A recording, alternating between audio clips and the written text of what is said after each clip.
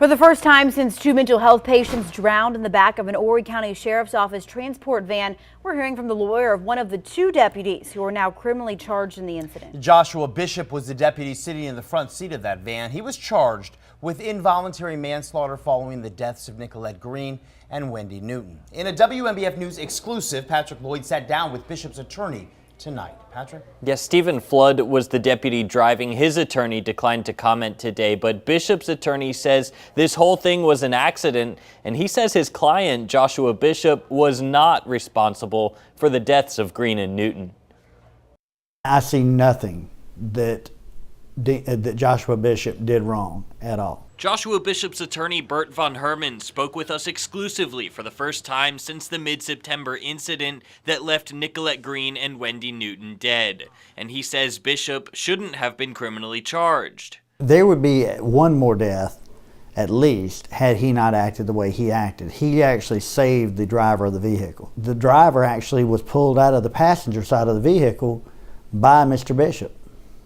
And that saved his life. He also says Bishop used his gun to shoot the locks off the door to the cage in the van, since he says the deputies didn't have the keys to that door. He was able to use his service weapon, dislodge both of the locks, and the gate didn't come down. Solicitor Ed Clements said the reason Bishop was charged was because he did nothing to stop Stephen Flood from driving into the floodwaters. I brought that up to Von Herman today. Here's the exchange we had.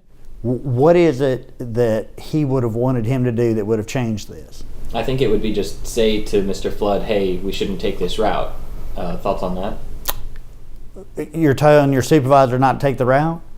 And, okay, first of all, what's to say he didn't do that? Even if he didn't say any of that, it's not a criminal offense. Nicolette Green's family responded to Von Herman's interview by sending us this statement saying in part, quote, "We have no doubt that Joshua Bishop's lawyer argues that he is not guilty.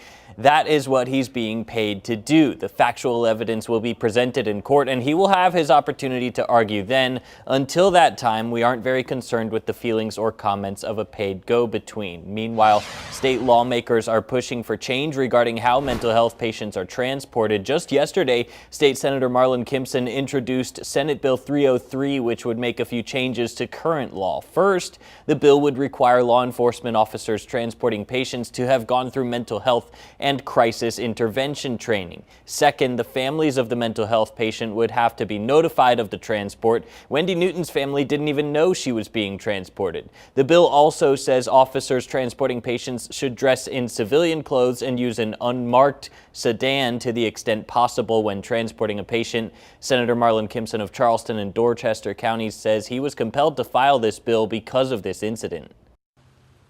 This is in the spirit of the Nicolette Green and Wendy Newton and their families, so that whatever happened on September 18th does not happen again.